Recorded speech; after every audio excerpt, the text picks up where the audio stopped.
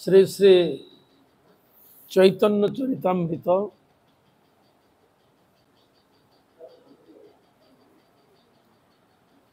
পঞ্চদশ পরিচ্ছেদ থেকে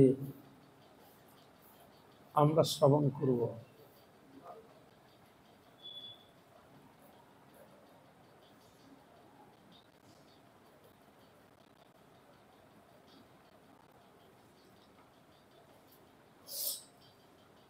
শ্রী শ্রী চৈতন্য চরিতামৃত পঞ্চদশ পরিচ্ছেদ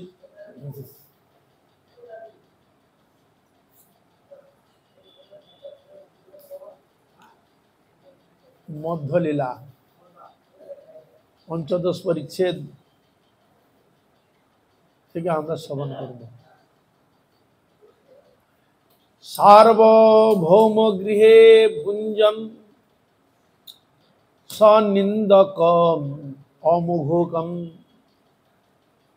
অঙ্গীকুর্বং স্ফুটং চক্রে গৌরহ সা ভক্তবৎসতা।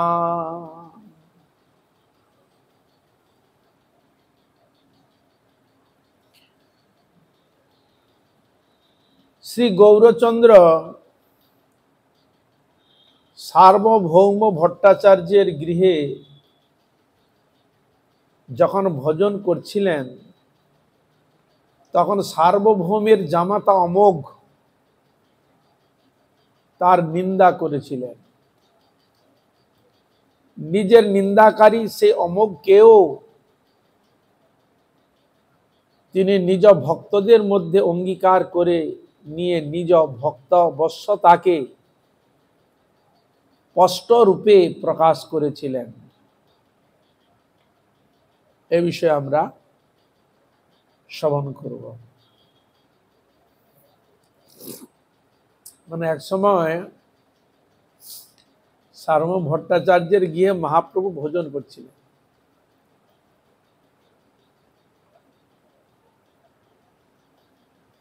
আর মহাপ্রভুকে খুব আদরের সহিত প্রীতির সহিত ভোজন দিচ্ছেন। আর মহাপ্রভু তিনি যতটুকু সেবা করেনি, কিন্তু ভক্ত তো চায় ভালো করে সুন্দর করে সাজিয়ে মহাপ্রভুকে দিবে, তা দিয়েছে। আর সার্বভৌম ভট্টাচার্যের জামাতার নাম হচ্ছে অমোঘ। ও এক উকি মাকে সেরকম উকি মারে, দেখে উকি দেখেছে সন্ন্যাসী এত খায়,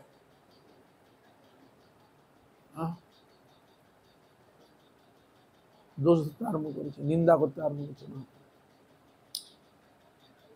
নিন্দা যখন করলেন তখন তার কি হলো, শরীর এমন খারাপ হয়ে গেল।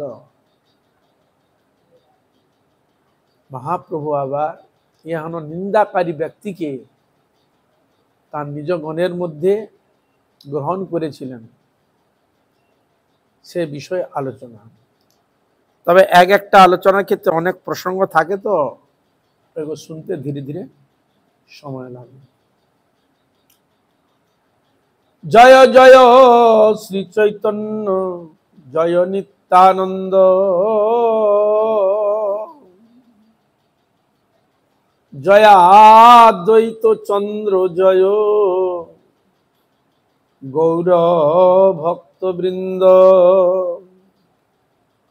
জয় শ্রী চৈতন্য চরিত শ্রোতা ভক্তগণ, চৈতন্য চরিতামৃত যার প্রাণধন। এই মত মহাপ্রভু ভক্তগণ সঙ্গে লীলা চলে রহি করে নিত্য গীত রঙ্গে। মহাপ্রভু যে লীলা চলে ছিলেন, রোজ নাম গুণগান কীর্তন সব সময় মহাপ্রভু ভক্তগণকে আনন্দে এইভাবেই থাকতেন। লীলা চলে রহি করে নিত্য গীত রঙ্গিন, প্রথম অবসরে জগন্নাথ দর্শন, নিত্য গীত দণ্ডবত প্রণাম স্তব। মহাপ্রভু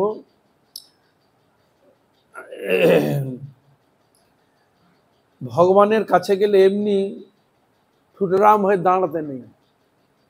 ভগবানের কাছে গিয়ে যখন সামনে দাঁড়াবে তখন ভগবানের উদ্দেশ্যে একটু প্রণাম স্তুতি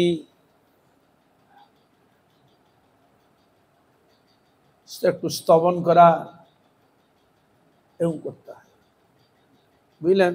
এবার ঠুটুর দাঁড়িয়ে গেলেন না, ভমাচারতে হে গোবিন্দ তুমি কত কৃপালু, তুমি কত দয়ালু, জীবকে কৃপা করার জন্য তুমি বিগ্রহ রূপ ধারণ করে এসেছো, কিন্তু আমি এমন অধম এমন দুরাচারী, কিন্তু তোমার ওই অপ্রাকৃত আমার বিগ্রহের নামে আমার রতিমতি নাই। হে গোবিন্দ কৃপা করো, তোমার জন্য যে তোমার ভক্তি হয়, অনুরাগ হয়। এরকম নিজের ভিতরে আরতি অনুরাগকে ভগবানের কাছে প্রকাশ করতে হয়, তাহলে ভগবান খুব খুশি হয়। এই জন্য মহাপ্রভু যখন যেতেন না, এই দণ্ডবোধ করতেন, স্তব করতেন,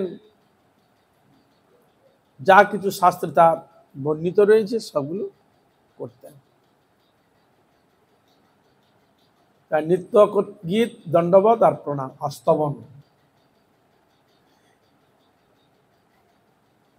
উপল লাগিলে করে বাহিরে বিজয়, হরিদাসে মিলিয়াইছে আপন আলয়।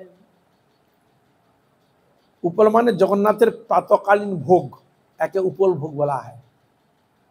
প্রাতে ঠাকুরকে ভোগ দেওয়া হয়, রাত্রি আরতি হলো, রাত্রি হওয়ার পর যে ভোগটা দেওয়া হয় তাকে বলা হয় উপল ভোগ। তাই উপল ভোগ লাগিলে করে বাহিরে বিজয়, কেন তো ভগবানের ভোগ হচ্ছে, বাইরে চলে এলেন। আর হরিদাসে মিলিয়া এসে আপন আলো, হরিদাস ঠাকুর ওখানে থাকতেন গম্ভীর সিদ্ধ বকুলে, সেখানে হরিদাসের সঙ্গে তিনি মিলিত হয়ে নিজে যেখানে থাকতেন গম্ভীরাতে আসতেন। ঘরে আসি করে প্রভু নাম সংকীর্তন, অদ্বৈত আসিয়া করে প্রভুর পূজন। এখানে কি দেখাচ্ছেন আমাদের মহাপ্রভু? দেখুন, দর্শন তো করলেন, হরিদাসকে তো করে এলেন, দর্শন করে এলেন, আবার ঘরে এসে নাম সংকীর্তন করলেন। এর দ্বারা আমাদের কি বোঝা গেল? ঘরে এলেই ভগবানের নাম গুণগান কীর্তনের মধ্যে নিজেকে সবসময় থাকতে হবে। যদি আমরা এরকম প্রতিশ্রুতি করে নিই যে আমি জীবনে যে কটা দিন বেঁচে আছি, আমি যেখানেই যাই না কেন, যে পরিস্থিতি হোক না কেন, আমি ভগবানের নাম গুণগান কীর্তন স্মরণ চিন্তনে আমি নিজেকে ডুবিয়ে রাখবো। মুখ থেকে কোনো ভগবত কৃষ্ণ কথা, ভগবত স্মরণ ছাড়া আমি আর কোনো জীবনে আর এরকম ভাব নেব না। এই জন্য সন্ন্যাসের যে নিয়ম রয়েছে, কায় মন বাক্য একবারে দণ্ডিত করতে হয়। কায় মানে শরীর দ্বারা ভগবানের সেবা, মনকে গোবিন্দের চরণে সব সময় সংযুক্ত করে রাখব। বাক্য গোবিন্দের কথা ছাড়া, ভক্ত হরিগুরু বৈষ্ণবের কথা ছাড়া আমি আদার্স আর কোনো কথা বলব না।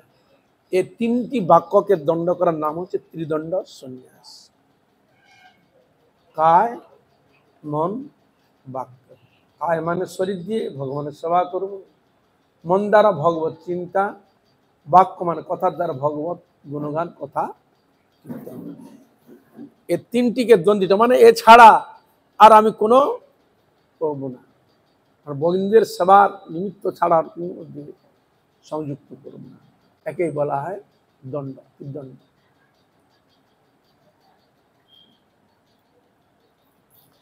তাই মহাপ্রভু তিনি এমনভাবে প্রতিশ্রুতি নিয়েছেন যে আমি নাম করব, সবাইকে হরিনাম করাবো।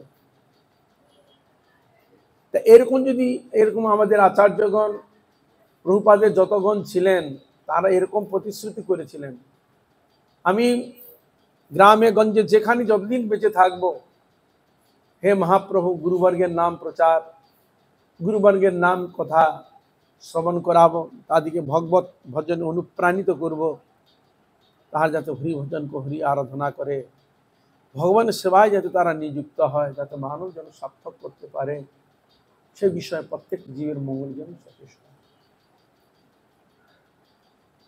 তাই তাহারা এরকম প্রতিজ্ঞাবদ্ধ হয়েছিল। এই জন্য জীবনকে পরিচালিত প্রতিজ্ঞা করতে হবে। প্রতিজ্ঞা না করলে হবে না, আগের মতো যেই করছি সেরকম হয়ে যাবে না। প্রতিজ্ঞা করব যে ভগবানের নাম গুণগান কীর্তন তার সেবা ছাড়া আর অন্য কোনো দিকে আমি মন সংযোগ করব না। তাহলে এরকম যদি করা যায় তাহলে নিজেকে একটা দণ্ড দিয়ে একটা ঠিক এর মধ্যে থাকা যায়। তাই এরকম মহাপ্রভু তিনি ঘরে এসে হরিনাম সংকীর্তন করছেন, আর অদ্বৈত প্রভু এসে তিনি পূজন করছেন। কি দিলেন? সুগন্ধি সলিলে দেন পাদ্য আচমন, সুগন্ধযুক্ত জল, আর সর্বাঙ্গে লেপয়ে প্রভুর সুগন্ধি চন্দন, গলে মালা দেয় মাথায় তুলসী মঞ্জরি, গলে মালা দিলেন আর মাথায় তুলসী মঞ্জরি, আর জোড় হস্তে স্তুতি করে পদে নমস্করি। জোড় হস্তে স্তুতি করছেন, নমস্কার করছেন।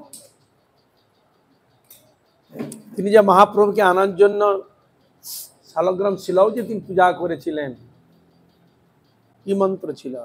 নমো ব্রহ্মণ্য দেবায় গো ব্রাহ্মণ হিতায় চ জগদ্ধিতায় শ্রীকৃষ্ণায় গোবিন্দায় নমো নমঃ। তাই তিনি স্তুতি করলেন। পূজা পাত্রে পুষ্প তুলসী শেষ যে আছিল, পূজা করার পর আর যে পাত্রে অবশেষ যে থাকে পুষ্প তুলসী যে আছিল, সেই সব লইয়া প্রভু আচার্য পূজিল। আর যেগুলো ছিল সেগুলো নিয়ে আচার্যকে পূজা করলেন। সহি সহি নমস্তুতে, এই মন্ত্র পড়ে মুখবাদ্য করি প্রভু হাসে আচার্যেরে। তিনি আবার উল্টে দিলেন, দিয়ে তিনিও জহি সহি নমস্তুতে এই মন্ত্র পড়ে আচার্যকে দিলেন, আর মুখবাদ্য করি প্রভু হাসে আচার্যের। এই মত অন্য করে নমস্কার, এখানে আচার্যকে মহাপ্রভু নমস্কার করছেন।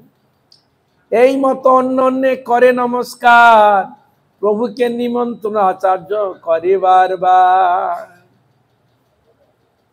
আর মহাপ্রভুকে নিমন্ত্রণ করছেন বারবার, বা করে আসুন। আচার্যের নিমন্ত্রণ আশ্চর্য কথা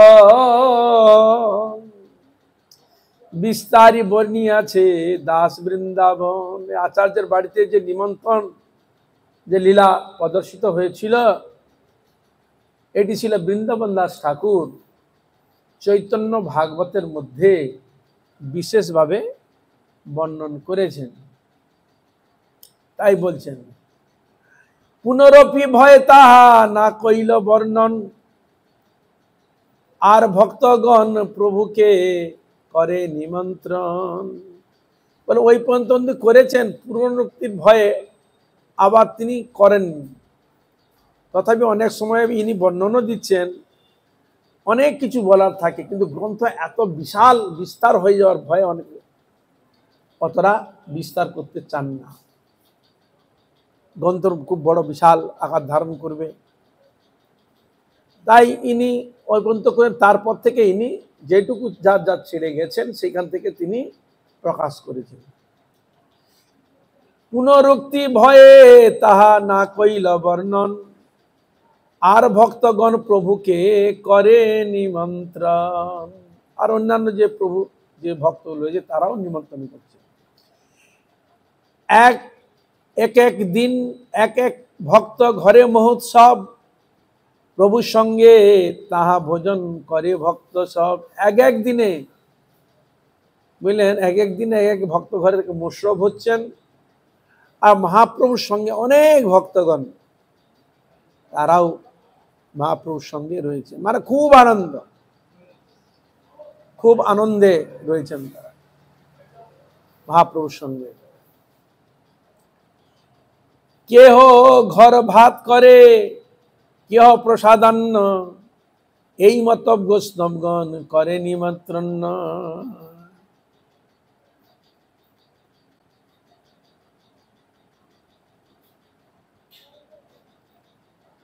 মানে কেহ ঘর ভাত করে, ঘর ভাত মানে নিজের ঘরে অন্ন ব্যঞ্জনাদি পাক, একে বলা হচ্ছে ঘর ভাত অন্ন। ঘরের মধ্যে তার যে সামগ্রী আছে তার মতো করে সে রান্না করেছে, এই জন্য বলছেন কেহ ঘর ভাত করে, কেহ প্রসাদান্ন, এই মতো বৈষ্ণবগণ করে নিমন্ত্রণ। যার ঘরে যতটুকু যা আছে সেই সব সামগ্রী দিয়ে চৈতন্য মহাপ্রভু এবং তার ভক্তগণকে নিয়ে সবার ব্যবস্থা। 4 মাস রহিলা সবে মহাপ্রভুর সঙ্গে, জগন্নাথের নানা যাত্রা দেখে মহারঙ্গে। এই মতো 4 মাস মহাপ্রভুর সঙ্গে সকল ভক্তগণ ছিলেন। আর জগন্নাথের একটা কথা আছে না, 12 মাসের 13 পার্বণ, সব সময় উৎসব লেগেই আছে। এই সব উৎসব পার্বণ আদি ওই সব ভক্তগণকে নিয়ে তিনি করেছিলেন। এই মতো নানা রঙে চাতুর্মাস গেলা, কৃষ্ণ জন্ম যাত্রায় প্রভু গোপবেশ হইলা। এরকম করতে করতে চাতুর্মাস করতে করতে এসে গেল কৃষ্ণ জন্মাষ্টমী। আর সেই সময় মহাপ্রভু গোপবেশ হইলা, গোপবেশ ধারণ করেন। কৃষ্ণ জন্ম যাত্রা দিনে নন্দ মহোৎসব, গোপবেশ হইলা প্রভু লইয়া ভক্ত সব, ভক্তগণকে নিয়ে গোপবেশ ধারণ করে লীলা প্রদর্শন করেন। দধি দুগ্ধ ভার সবে নিজ স্কন্ধে করি, মহোৎসবের স্থানে আইলা বলি হরি হরি। ওই সময় কি দধি দুগ্ধ ভার মানে কাঁধ, যেটাকে আমরা বাঁক বলি, কাঁধে করে দিয়ে বাঁক বলে তাকে। হ্যাঁ, দধি দুগ্ধ এইসব নিয়ে নিজে কাঁধে করে নিয়ে যাচ্ছে। মহোৎসবের স্থানে আইলা বলি হরি, যেখানে মহোৎসব হচ্ছেন এইসব সামগ্রী নিয়ে আসতো। বৃন্দাবনে তখন এরকম ছিল, যেখানে উৎসবাদী হতো তখন ব্রজবাসীগণ এরকম বাঁকের মধ্যে দধি দুগ্ধ ঘৃত বিভিন্ন জিনিস বাঁকে করে এক জায়গায় জড়ো করত। এই বাঁকটা এখন উঠে গেছে, আগে গ্রামে গঞ্জে বাঁক দেখা যেত। এখন কোনো কোনো দোকান ঘরে দেখা যায় মানে দূর থেকে জল নিয়ে আসে টেনে, টিনের বাঁক করে এর মধ্যে রেখে ঝুলি ঝুলি নিয়ে আসে, হ্যাঁ কাঁধে করে নিয়ে আসে। এখন এরকম টুকিটা, কিন্তু আগে এরকম বাঁক বিভিন্ন ক্ষেত্রে দেখা যেত। কানাই খুটিয়া আছে নন্দ বেশ ধরি, তখন মানে কৃষ্ণের লীলা হতো। কৃষ্ণ লীলা সখা, কেউ সখা সাজছেন, কেউ কৃষ্ণ, কেউ বলরাম, এরকম সখাগণকে নিয়ে লীলা হতো। এই জন্য এখানে বলছে কানাই খুটিয়া আছে নন্দ বেশ ধরি। মহাপ্রভুর ভূত নাম হচ্ছে কানাই খুটিয়া, তিনি নন্দবেশ ধারণ করেছেন। খুঁটি আর জগন্নাথ মাহাতি হই আছেন ব্রজেশ্বরী, তার নন্দমা সার্জনকে কানাই খুটিয়া, আর জগন্নাথ মাহাতি তিনি সেজেছেন ব্রজেশ্বরী অর্থাৎ নন্দরানী।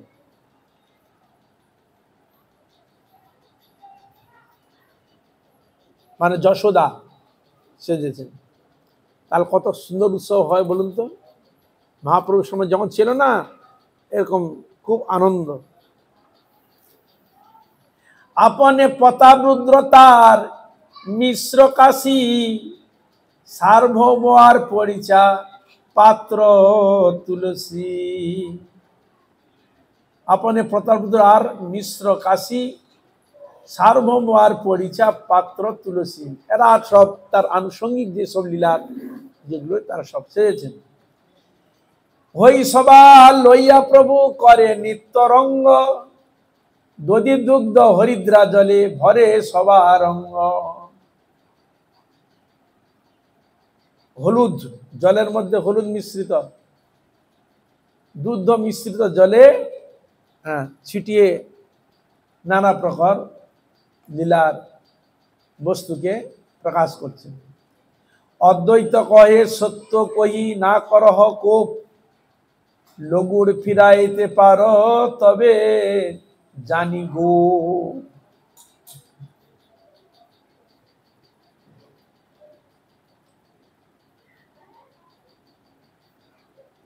এখানে লগুর শব্দের এটা দেয়নি, লগুর লগুর, হ্যাঁ রাখি, ও আচ্ছা আচ্ছা, তাকে লগুর বলে, আচ্ছা এখানে সেটা দেখায়নি।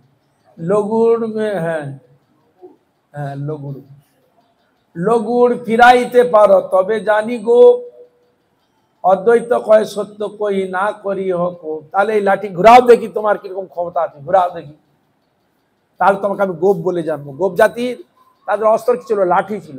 লাঠি ঘুরানো, এইসব করে ই থেকে বাঁচার জন্য। তবে লগুড় লইয়া প্রভু ফিরাইতে লাগিলা, বারবার আকাশে ফেলি ফুলিয়া ধরিলা, আকাশের দিকে সরিয়ে দিলেন।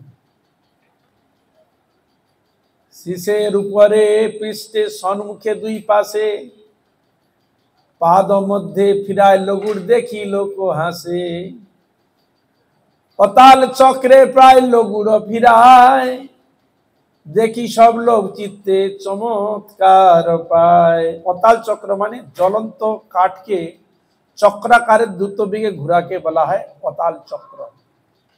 এটা কাঠ, লাঠির মধ্যে অগ্নি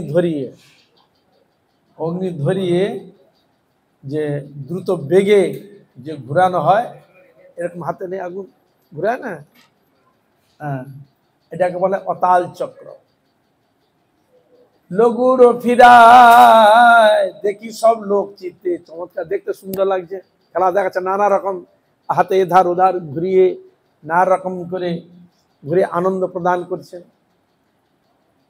এরকম লাঠিগুলো এখনো আছে, গুলিও কেউ দিচ্ছিল, গুলিও লাগবে না, এত স্পিডে ঘুরা, এ হাতে দু হাতে করে, এরকম ছিল লাঠি ঘুরানো।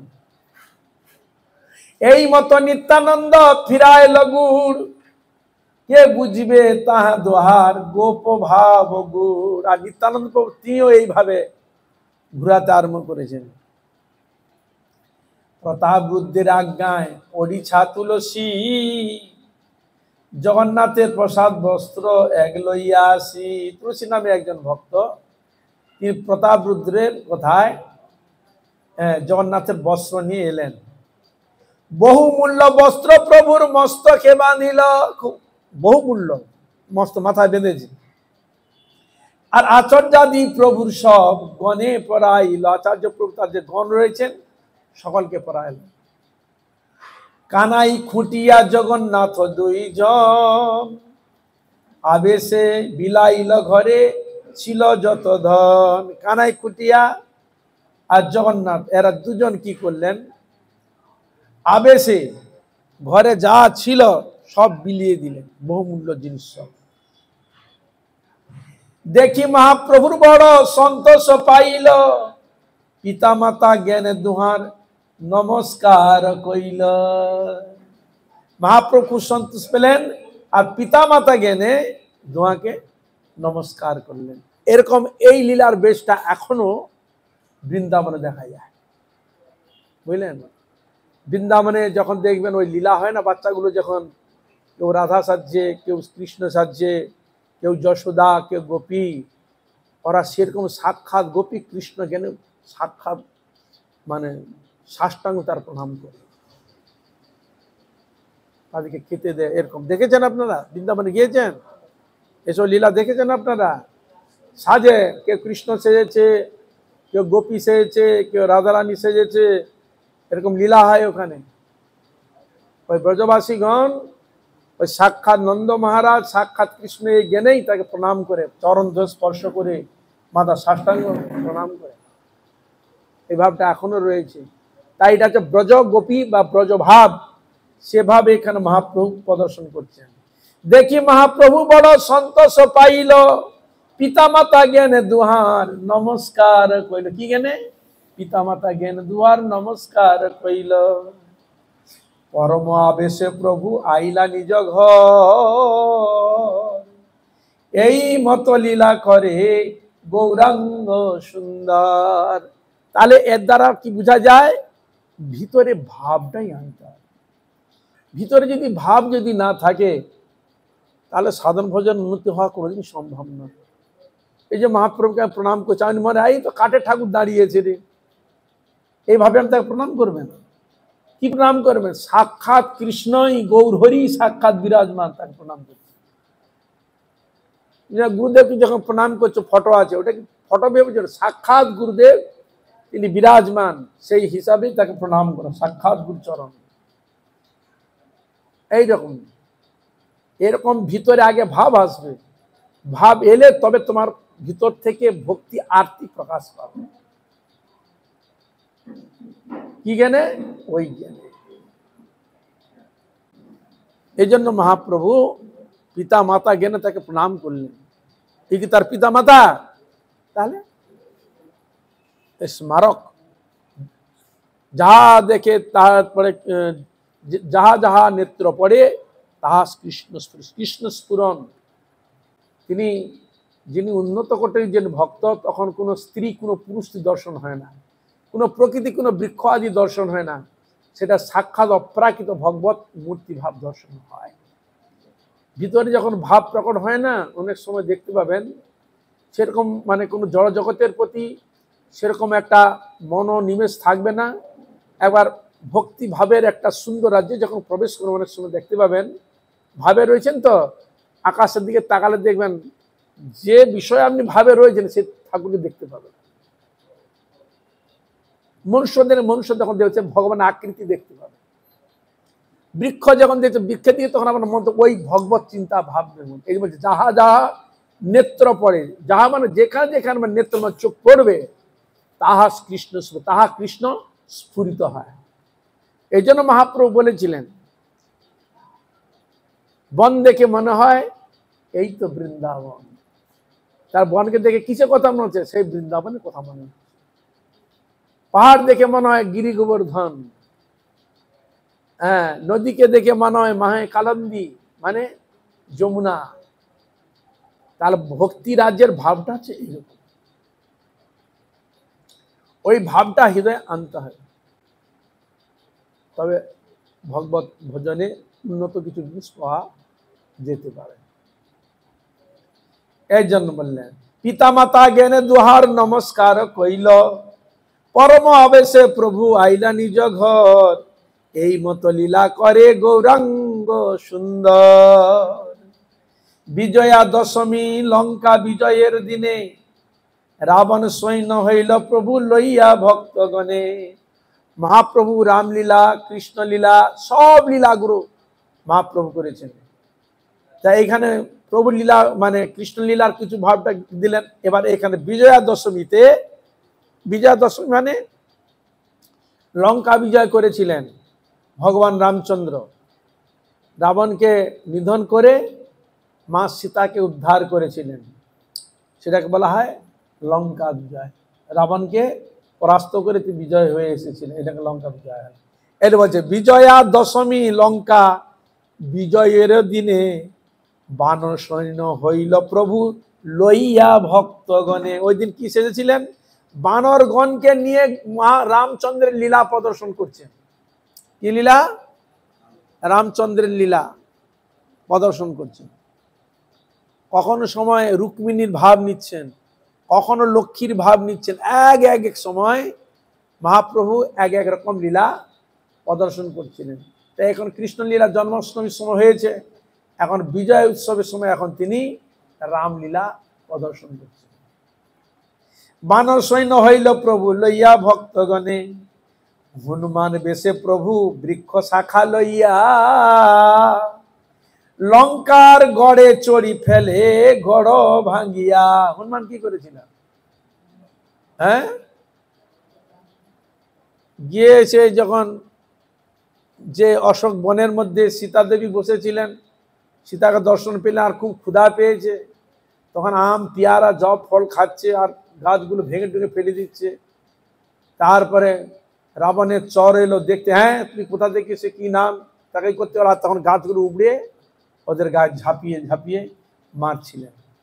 ঠিক না? তা এখানে বলছেন হনুমান বেশে প্রভু বৃক্ষ শাখালে, বৃক্ষ শাখা মানে একটা ডাল, বৃক্ষের একটা ডাল নিয়ে শাখা লইয়া লঙ্কার গড়ে চড়ি ফেলে গড় ভাঙ্গিয়া। গড় ভেঙেছে, গড় মানে প্রসাদ ভাঙছে, এই লীলা প্রদর্শন করছে। কাহারে রাবণা প্রভু কহে ক্রোধাবেশে, জগৎ মাতা হরে পাপি মারিমু সং বংশে। দেখুন, হ্যাঁ, হনুমান যেরকম তার বীরভাব দেখিয়েছিলেন, এই কোথা রাবণ, ক্রোধে বেশে বলছেন কোথা রাবণ, হ্যাঁ তুই জগৎ মাতা কে তুই হরণ করেছিস তাকে, ওরে পাপী আমি তো সব বংশকে ধ্বংস করব। এবার জগন্মাতা হরে পাপী মারিবু সংহার, জগন্মাতা কাকে বললেন? সীতা মাতা সম্বোধন করলেন কি? জগন্মাতা। সত্যি তো, রামের ঘরণী জগন্মাতা হতে পারেন না, আমরা তাকে জগন্মাতা বলে সম্বোধন করলেন। জগন্মাতা মানে সীতা দেবী। গোসাইয়ের আবেশে দেখি লোকে চমৎকার, সর্বলোক জয় জয় বলে বারবার। মহাপ্রভু এই অপূর্ব লীলা দেখে চমৎকারিত হচ্ছেন, আনন্দ করছেন আর জয়ধ্বনি দিচ্ছে, চৈতন্য মহাপ্রভু কি, শ্রী রামচন্দ্র জিউ কি, জগন্নাথ বলদেব সুভদ্রা সুদর্শন দেব কি, কৃষ্ণ কানাইয়া কি। তাই সর্বলোক জয় জয় বলে বারবার।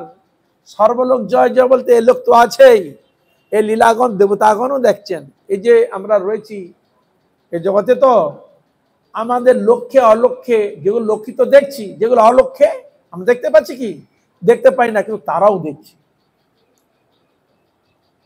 এই ভগবানের যে লীলা, স্বর্গ মর্ত্য পাতাল সব জায়গায় তার লোক দেখছে।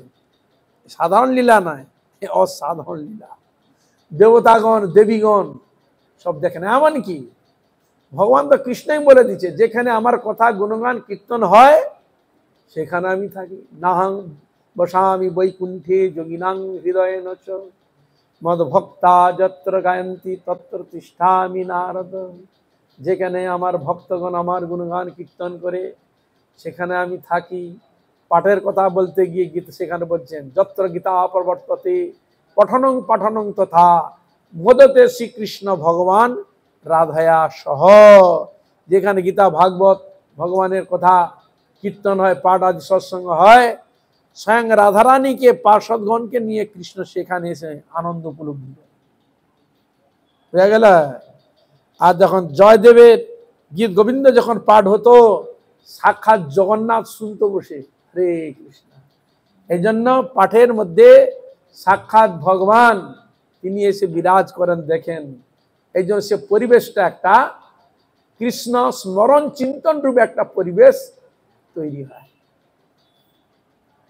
এই মতো রাজযাত্রা আর দীপাবলি, এরকম মহাপ্রভুকে কেন্দ্র করে এই মতো রাজযাত্রা, জগন্নাথের রাজযাত্রা, দীপাবলি সবকিছু এই মতো রাজযাত্রা আর দীপাবলি, উত্থান দ্বাদশী যাত্রা দেখিল সকলে। এই মতো কত কত উত্থান দ্বাদশী এসে গেল, সেটাও সকলে দেখতে আরম্ভ করলেন।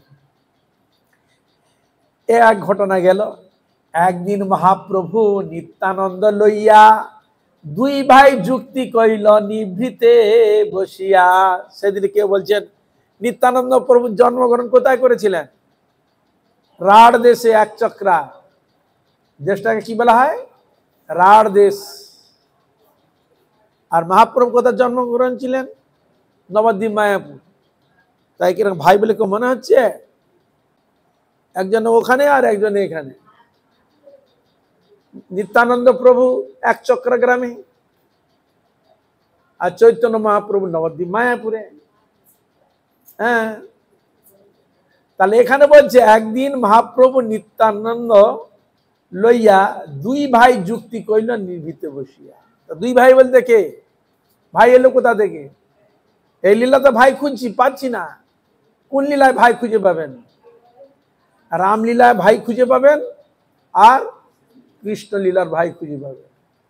রামের ভাই লক্ষণ, লক্ষণ ছিল ছোট ভাই, কৃষ্ণলীলায় বড় ভাই।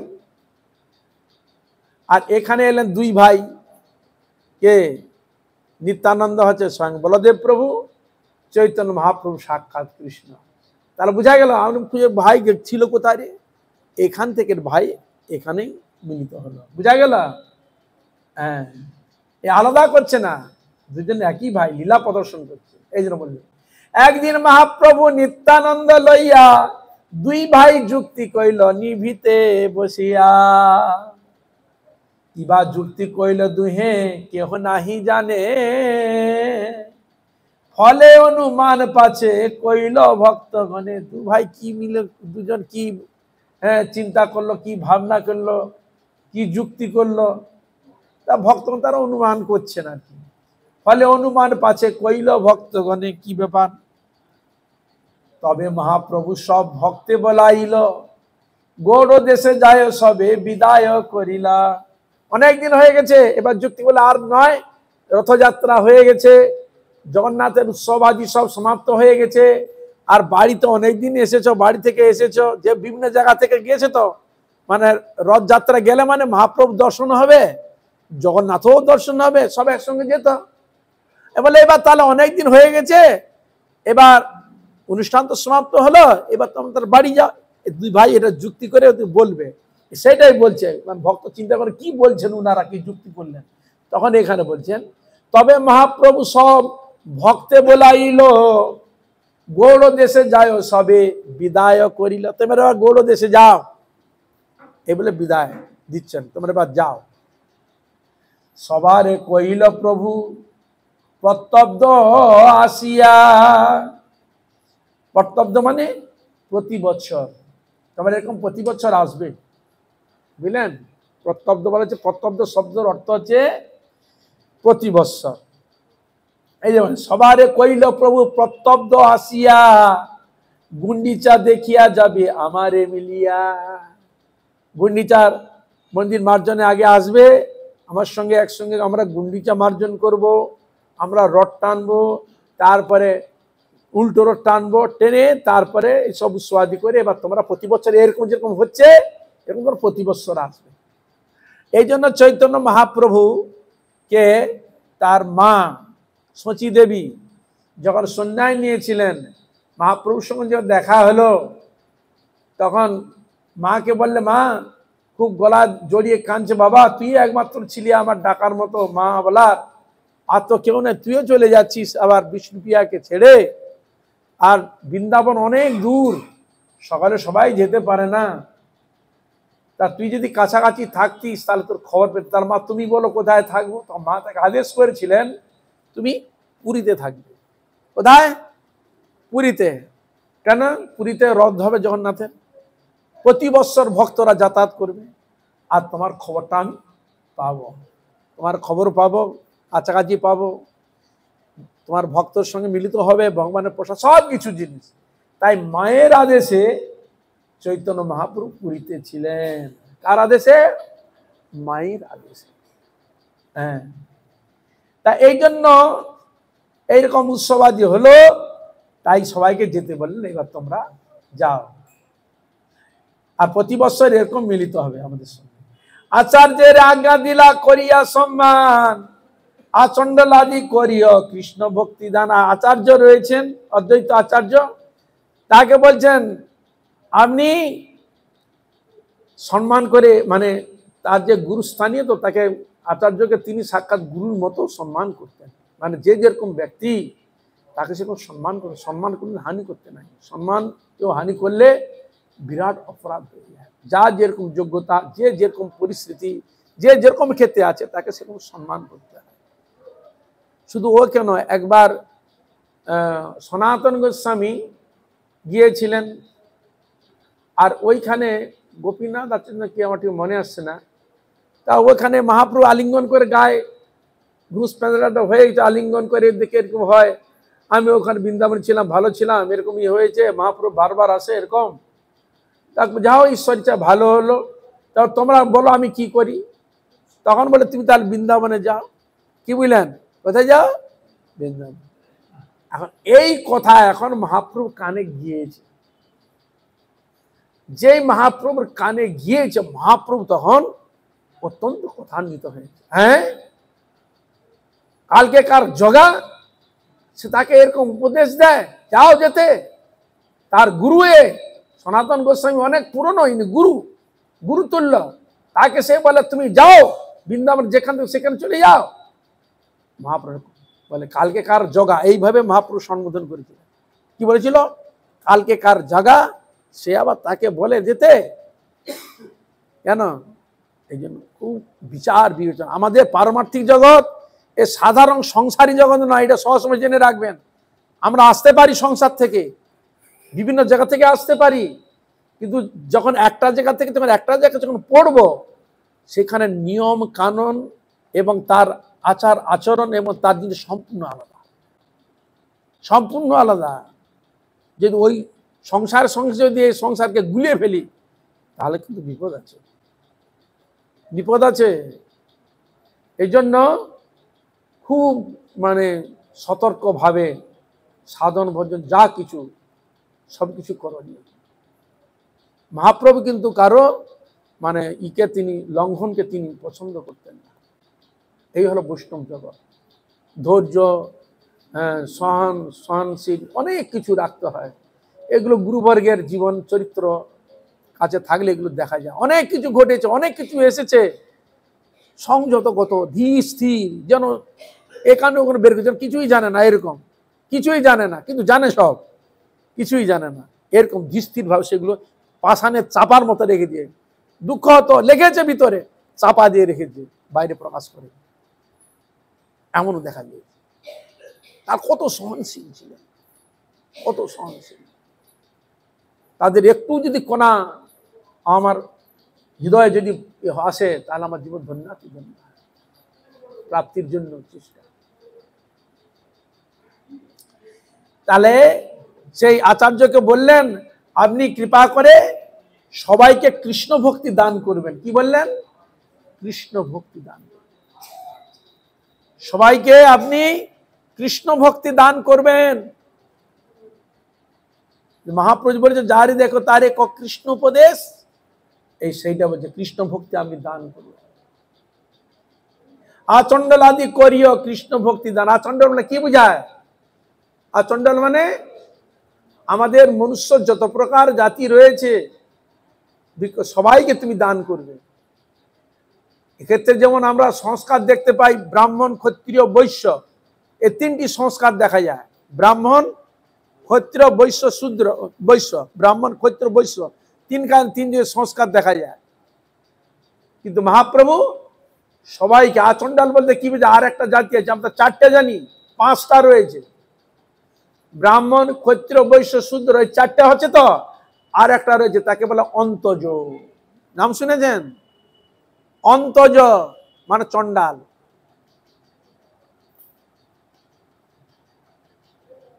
তা আমরা ব্রাহ্মণ, ক্ষত্রিয়, বৈশ্য, শূদ্র জানি, এটার বাইরে তাকে বলা হয় অন্তজ। এই জন্য এখানে বলছে আচণ্ডল আদি করি, হয় আ দিয়ে বুঝিয়ে দিচ্ছে সবাইকে আপনি কৃষ্ণ প্রেম ভক্তি দান করবেন। এই হলো মহাপ্রভু, এই হলো মহাপ্রভু। আমাদের চরণে এইটাই নিবেদন।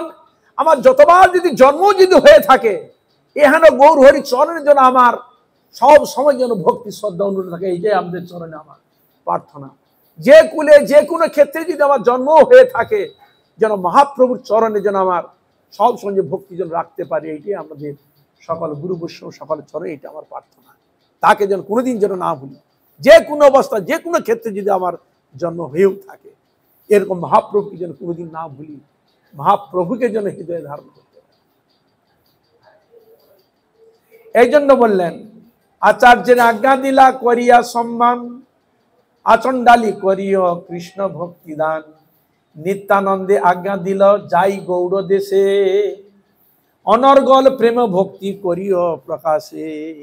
নিত্যানন্দ প্রভুকে বলছেন, মহাপ্রভু আমি অনর্গল মানে সব সময় প্রেম ভক্তি করিও প্রকাশ, প্রেম ভক্তি প্রকাশ করবেন। বুঝা গেল? হরে কৃষ্ণ। রামদাস গদাধর আদি কত জনে তোমার সহায় লাগিয়ে দিল তোমার সনে। দেখো রামদাস গদাধর আদি অনেকজন আছেন যারা আপনার সহায় দিবেন, সঙ্গে নিয়ে এইসব করবেন। একা একা তো করা যায় না, কীর্তন আদি পাঠ আদি করতে হলে একা একা হয় না, তাতে সঙ্গে অনেক লোক লাগে। খোল বাজানো, করতাল বাজানো, রান্না বান্না করা থেকে আরম্ভ করে প্রচার এক দুজনে হয় না, অনেকজন লাগে। 10-12 মহারাজ যখন ছিলেন 15 জন পর্যন্ত, 14-15 জন সব সময় কাছেই থাকতেন, তবে তো প্রচারটা হয়েছে। আজ যে আমরা প্রচারে যাচ্ছি যেসব জায়গায় 14-15 জন করে তার সঙ্গে থাকতো। একদিকে রান্না বান্না হচ্ছে, পাঠ কীর্তন হচ্ছে, ভগবানের জন্য শিক্ষা প্রচার আদি হচ্ছে, তবে তো হয়েছিল। লোকজন না হলে কোনো প্রচার ক্ষেত্রে কোনো জিনিস হয় না। 7-8 জন সবসময় সঙ্গে রাখতো, কমসে কম 7-8 জন কমসে কম।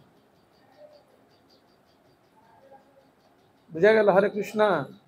হ্যাঁ, মহারাজের এরকম সঙ্গে লোক ছিল, আর তার যে সকালে অনুগত। মহারাজ যা করতেন কেউ বেঁকে বসতো না, যে এটা করবো না, আমার ভালো লাগে, যেটা করবো এটা কোনো, তা বলতেন না। মহারাজ যা বলতেন সকালে তাই একই বাক্যে সেটা নেমে যেত। ঝামেলা কখন হয়? যখন এটা তুমি করবে না, এরকম রাগ, ওর রাগ হয়, এরকম হবে না। প্রচারটা হবে একসঙ্গে, একই মন একই ভাবনা, এইরকম ছিল প্রচার, তবে তো প্রচার হতো। এই জন্য মহাপ্রভুজিকে বলছেন যে রামদাস গদাধর আর থাকলো, এদেরও আপনাদেরকে সহায় নিয়ে কেন আপনারা এরকম করবেন। মধ্যে মধ্যে আমি তোমার নিকটে যাইব, মহাপ্রভু বলছেন মধ্যে মধ্যে আমি তোমার নিকটে যাইব, অলক্ষিতে রহি তোমার নিত্য দেখিব। দেখুন এবার দেখুন রহস্য। তোমরা যে প্রেম ভক্তি দান করবে, কীর্তন করবে, আমি অলক্ষে তোমাদের কাছে থাকবো, দর্শন দিব। এই জন্য মহাপ্রভু যে কীর্তনের সময় যখন ভাব হয় তখন অনুভব করা যায় যে মহাপ্রভু সাক্ষাৎ তিনি রয়েছেন। যখন দণ্ড মহোৎসব রঘুনাথ দাসের হয়েছিল না, মহাপ্রভু তখন কোথায়? পুরীতে। তাকে ভোগ দিলেন এখানে, মহাপ্রভু সাক্ষাৎ এসেছেন। দেখছে কে? নিত্যানন্দ প্রভু দেখছে। হৃদয় গৌর প্রেমানন্দ। বুঝা গেল? যা তা জিনিস নয় এগুলো, ভক্তি রাজ্যের জিনিস। সাক্ষাৎ যে মহাপ্রভু কৃষ্ণ তিনি এসেছেন, এটা ভক্ত অনুভব করবেন। ভক্তি রাজ্যে ভক্তির দ্বারা তাকে জানবেন, চিনবেন, বুঝবেন, অনুভব করবেন। তবে এই জন্য এখানে মহাপ্রভু বলছেন মধ্যে মধ্যে আমি তোমার নিকটে যাইব, অলক্ষিতে রহি তোমার নিত্য দেখিব। অলক্ষিত আমি তোমাদের নিত্য দেখব। শিবাস পণ্ডিতে প্রভু করি আলিঙ্গন। সবাই বিদায় দিচ্ছেন তো, এবার শিবাস পণ্ডিতকে আলিঙ্গন করলেন মহাপ্রভু। শিবাস পণ্ডিতে প্রভু করি আলিঙ্গন, কণ্ঠে ধরি করে তারে মধুর বচন। দেখুন কণ্ঠে ধরেছে, তার কত প্রিয়, দেখুন হ্যাঁ কত প্রিয়। এমনি বলেছিল হরে কৃষ্ণ, শিবাস পণ্ডিতকে এমনি বলেছিলেন, তার মৃত পুত্র মারা গেছে, পুত্র মারা গেছে, তার হৃদয়ে শোক তাকে মুহ্যমান করতে পারে নাই। কি বুঝলেন হরে কৃষ্ণ? হ্যাঁ, কিরকম মহাপ্রভুকে আপন করতে পারলে এরকম একটা জগতের যত বড় শোক হচ্ছে পুত্র শোক, এরকম শোককে হজম করে নিতে পারে, ক্ষমতা রাখতে পারে। কিরকম আপন করলে? তিনি এটাও বলেছিলেন যেখানে আমার মহাপ্রভু রয়েছে ওরকম কোটি পুত্র মারা যাক, এরকম একটা পুত্র তো গেছে, কোটি পুত্র যদি মারা যায় তাতে আমার কোনো যায় আসে না। কেন? মহাপ্রভু আমার রয়েছে। কিরকম আপন করলে এরকম হৃদয় ভাব জাগে, চিন্তা করুন তো। হ্যাঁ, তা এই জন্য তার গলা কণ্ঠে ধরে তাকে বলছে, একটা বিশেষ দেখুন আদর স্নেহ কিরকম করছে দেখুন। শিবাস পণ্ডিতে প্রভু করি আলিঙ্গন, কণ্ঠে ধরি করে তারে মধুর বচন। তোমার গৃহে কীর্তনে আমি নিত্য নাচিব। তোমার গৃহেতে তুমি যখন কীর্তন করবে ভক্তগণকে নিয়ে, আমি সেখানে নৃত্য করব। আর কি বললেন? তুমি দেখা পাবে আর কেউ না দেখিব। আমি যে নৃত্য করছি এটা তুমি প্রতীত করতে পারবে, দেখতে পারবে, আর কেউ দেখতে পাবে না। তার এই জন্য আমাদের অনেক সময় দেখবেন কীর্তন আদি হয়, অনেক সময় গুরুগর্ভ ভাবে খুব নৃত্য করে। কিসে নৃত্য করে? কে নৃত্য করা? কি দেখছেন তিনি? কি ভাব এসেছে যেটা আমার মধ্যে তার মধ্যে এসেছে? ওই কীর্তনের রস ওনার হৃদয়ের মধ্যে পড়েছে, ওটা তিনি অনুভব করছেন, এই জন্য উদ্দণ্ড নৃত্য করছেন, ভাবে ভাবাভিত হয়ে নৃত্য করছেন। কিসে? এই মহাপ্রভু তিনি এসেছেন, যে ভাবে নৃত্য করবে, স্মরণ করে কীর্তন করবেন, মহাপ্রভুর কৃপাভাব তাকেই স্পর্শ করে, তখন তাকে নাচায়। বুঝলেন হরে কৃষ্ণ? এই জন্য বলেছেন কাষ্ঠের পুতুলি যেন কুহকে নাচায়, সেই মতো মম কণ্ঠে নাচ গৌরায়। কুহক মানে পুতুল, তাকে যেরকম নাচে সে নাচে, তো সেরকম প্রভু আপনি আমাকে যেরকম ভাবে নাচাবে আমি সেরকম নাচবো। তাই ওই যে নৃত্যটা যেটা ব্যবসা যে নাচে দেখবেন, সেখানে লোকলজ্জা নয়, লোক দেখানো নয়, সেটা ভাবে নৃত্য। যা গেল হরে কৃষ্ণ। এই জন্য বলেন তোমার গৃহে কীর্তনে আমি নিত্য নাচিব, তুমি দেখা পাবে আর কেহ না দেখিব। এই বস্ত্র মাতাকে দিও এসব প্রসাদ, দণ্ডবোধ করি আমার ক্ষমাই অপরাধ। বললেন একটা বস্ত্র দিলেন মহাপ্রভু, শিবাসকে বলছেন শিবাস এই বস্ত্রটা নিয়ে তুমি মাতাকে দিবে, দণ্ডবোধ করি আমার ক্ষমায় অপরাধ, আমি যদি কোনো অপরাধ করে দেয় যেন ক্ষমা করেন, এটা তুমি বলবেন। আমাদের গুরুবার বৈষ্ণব কেন বলতেন, আমি নবদ্বীপ যাচ্ছেন, বৃন্দাবন যাচ্ছেন, আমার হয়ে একটু প্রভুর কাছে একটু নিবেদন করবেন, আমার হয়ে একটা দণ্ডবোধ দিবেন। অনেক সময় এরকম শব্দ উঠে, হরে কৃষ্ণা আমি যাচ্ছেন, কৃপা করে আমার হয়ে একটু দণ্ডবোধ প্রণাম দিবেন। এই জন্য আমাদের গুরুবর্গের যতগুলো মানে চিঠিপত্র আগে যেত, সাধারণ ক্ষেত্রে যে চিঠিপত্র দ্বারা লিখতো, কেউ শ্রী শ্রী হরি সহায়, কেউ শ্রী শ্রী হরিজু এরকম লিখতো না, কেউ পিতামাতা সহায়, কেউ গণেশ সহায় নম, যা যে উপাসক লিখতো। কিন্তু আমাদের বৈষ্ণবগণ গুরুবর্গ যে চিঠিপত্র যাকে যা দিতেন, সেখানে প্রথমে হেডিং লেখা থাকতো, বুঝলেন, বৈষ্ণবের দণ্ড বন্যতি পূর্বী কেয়ম। বুঝলেন হরে কি না? দণ্ড বন্যতি পূর্বী কেয়ম, পূর্বের ন্যায় দণ্ডবত প্রণাম, এই শব্দটা ওখানে লেখা থাকে, দণ্ড বন্যতি পূর্বী কেয়ম। এই ছিল তাদের হেডিং লেখার প্রথমে। কত শিখার, বৈষ্ণবগণের সান্নিধ্যে থাকলে অনেক কিছু জিনিস উপলব্ধি জানা যায়, বোঝা যায়। যাই হোক, অনেক কিছু বললেন, দণ্ডবোধ করি ক্ষমা চেয়ে অপরাধ, তার সেবা ছাড়িয়ে আমি করিয়াছি সন্ন্যাস। দেখুন বলছেন, শিবাসকে বলছেন তার সেবা ছাড়িয়ে আমি করিয়াছি সন্ন্যাস। বাড়িতে থাকলে মা বাবা সেবা করতাম কিনা, সেবা করার ছিল কিনা, সেবা করতে উচিত ছিল কিনা, এ বলছেন তার সেবা ছাড়িয়ে আমি করিয়াছি সন্ন্যাস, ধর্ম নহে কইল আমি নিজ ধর্ম নাশ। আমাদের ধর্ম ছিল পিতামাতাকে দেখার, সেটা আমি করতে পারলাম, আমি ধর্মটাকে নাশ করে দিয়েছি। কি বুঝলেন? হরে কৃষ্ণ। তার প্রেম বশ আমি হই সেবা ধর্ম, তা ছাড়ি করিয়াছি বাতুলের কর্ম। তা ছেড়ে আমি বাতুলের আমার করা কর্তব্য ছিল, এই বাতুলের কর্ম করেছি। বাতুল বালকের মাতা নাহি লয় দোষ। বাচ্চা তো, শিশু তো ওই মা তো দোষ নেয় না, এই তো বলছেন বাতুল বালকের মাতা নাহি লয় দোষ, এত জানি মাতা মরে মানিবে সন্তোষ। মা আমার অপরাধ দিবে না। কি কার্য সন্ন্যাসে মোর প্রেম নিজ ধন, যে কালে সন্ন্যাস কইল ছন্ন হইল মন। মহাপ্রভু বলছেন কি কার্য সন্ন্যাসে মোর প্রেম নিজ ধন, আমার সন্ন্যাসের কোনো প্রয়োজন ছিল কি? প্রেম ধনটা তো মূল। যে কালে সন্ন্যাস কইল ছন্ন হইল মন, যখন সন্ন্যাস তখন আমার ছন্ন হয়ে গেল। লীলা চলে আছো মই তাহার আজ্ঞাতে, মহাপ্রভু বলছেন লীলা চলে আছি মই তাহার আজ্ঞাতে, মধ্যে মধ্যে আসিমু তার চরণ দেখিতে। মধ্যে মধ্যে আসবো, নিত্য যাই দেখি মই তাহার চরণে। মহাপ্রভু বলছেন নিত্য যাই দেখি মই তাহার চরণে, স্ফূর্তি জ্ঞানে তেও তা সত্য নাহি মানে। বলছেন আমি রোজ যাই মায়ের কাছে, মায়ের চরণ দর্শন করে আমি আসি, এটা মা বুঝতে পারে না। কি বুঝলেন হরে কৃষ্ণ? তাহলে চিন্তা করুন, সাধন ভজন করতে গেলে এই এতগুলো কর্তব্যকে সবকিছু গুছিয়ে রেখে করতে হয়।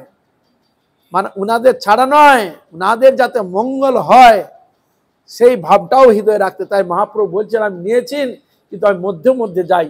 কিসের দ্বারা? স্মরণের দ্বারা। কেন না, ইনারা কৃপা যদি আমরা উঠতে পারবো না, আমরা তো বাধা কেন পাই? পিতৃদোষ মাতৃদোষ কেন থাকে? মানে পিতৃপুরুষগণ তারা হয়তো জল পায় না, তারা আমাদের প্রতি হয়ে থাকে। এমনকি ঋষিগণও এই যে অনেক কিছু রয়েছে, তাদের উদ্দেশ্যে কিছু দিতে হয়, তবে দিলে আমাদের মঙ্গল হয়। আমরা হয়তো ভাবি মানে ছেড়ে চলে কি হনু, এই জন্য ভালো করে সাধারণ ভজনের দিকে যদি সেরকম লক্ষ্য যদি না থাকে, তাহলে অনেক কিন্তু ঋণী হয়ে যাওয়ার চান্স থেকে যায়। বৈষ্ণবচরণের অপরাধে সেও তো যাবে, উঠে চলে যাবে। আবার এই যে আমার কর্তব্য ছিল, কর্তব্য থেকে বঞ্চিত সেটাও চলে যাবে। হরে কৃষ্ণ। কত দিক দিয়ে একটা সংসারে মানুষের একটা শিকড় থাকে না, একটা শিকড় থাকে, সব কিছু বজায় রেখে সবের প্রতি রেখে এই জিনিসগুলো করতে হয়। এই জন্য মহাপ্রভু বলছেন মধ্যে মধ্যে আসিমু তার চরণ দেখিতে, নিত্য যাই দেখি মই তাহারও চরণে, স্ফূর্তি জ্ঞানে তেও তাহা সত্য নাহি মানে। আমি যাই, কিন্তু স্ফূর্তি তারা সত্য করে মানতে পারছে না। এরপর আমার সময় হয়ে গেছে আজ এখানে, কাল এরপর থেকে আমরা আলোচনা করব। খুব বিশেষ প্রসঙ্গ। এখানে রইল গ্রন্থ অমৃত লহরী, গৌর প্রেমানন্দে সবাই মিলে বলুন গৌর হরি। সকল বৈষ্ণব মহারাজের চরণে, বৈষ্ণব বৃন্দের চরণে, বৈষ্ণবী বৃন্দের চরণে, সকলের চরণে অধমের কোটি কোটি দণ্ডবত প্রণাম।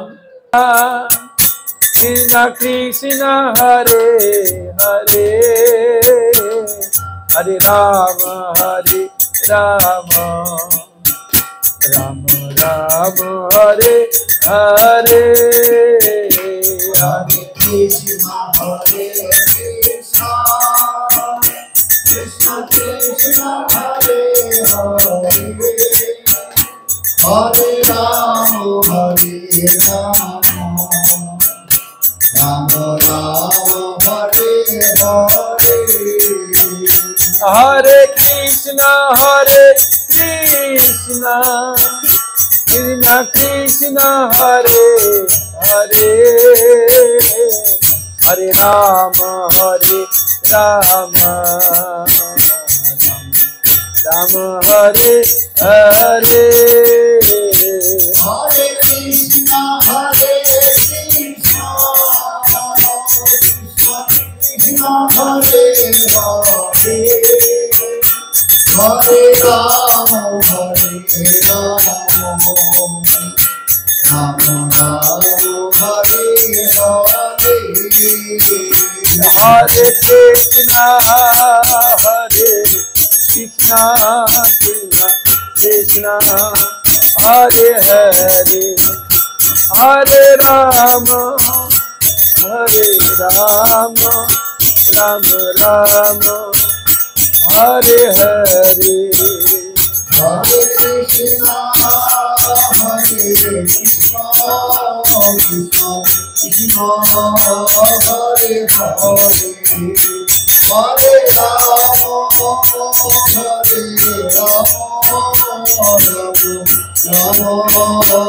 হরে হরে। জয় নিতাই গৌরাঙ্গ, জয় নিতাই গৌরাঙ্গ, নিতাই গৌরাঙ্গ, জয় নিতাই গৌরাঙ্গ, নিতাই গৌরাঙ্গ জয়, নিতাই গৌরাঙ্গ, নিতাই গৌরাঙ্গ জয়, নিতাই গৌরাঙ্গ। জয় রাধে জয় কৃষ্ণ, জয় রাধে জয় কৃষ্ণ, জয় রাধে জয় কৃষ্ণ, জয় রাধে জয় কৃষ্ণ। জয় বলদেব জয় জগন্নাথ, সুভদ্রা জয় জয় সুদর্শন জয়, জয় বলদেব জয় জগন্নাথ, সুভদ্রা জয় জয় সুদর্শন। হরি বল হরি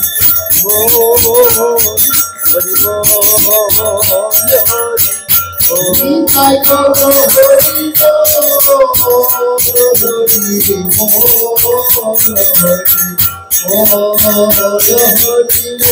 নিতাই গৌর হরি বল, হরি বল, হরি বল, হরি বল।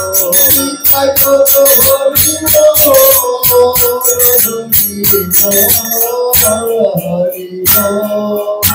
হরি নিতাই গৌর প্রেমানন্দে হরি হরি। हमारे जल जगत गुरु नित्यलीला पुरुष शिल भक्त महंत बावन गोसाई गुरु महाराज जगत लोक शिल पट गोसाई गुरु महाराज की जय। शिला भक्ति प्रज्ञान के सब गोसाई ठाकुर सभासद भक्ति जन प्रभुपाद गौरी सिद्धार्थ भक्ति ठाकुर जगन्नाथ और साधु से प्रभु जय। इताई चांद गौर चांद कृष्ण चंद्र राधा रानी गिरिराज जगन्नाथ समुद्र की जय। उपस्थित सकल भक्त बिंदे खोल करो ताल की जय। आज के आनंद की जय। निदाय गौर प्रेमानंदे हरि हरि बोल। মেলে আপনার মতো নয়। কাল রাতে ফোন করেছিলাম, নাম্বার দিয়েছেন, আর একবার করে গলা পেতাম, আর আমার তো আমার মহারাজ ফোন করেছে, রেখে দিলাম।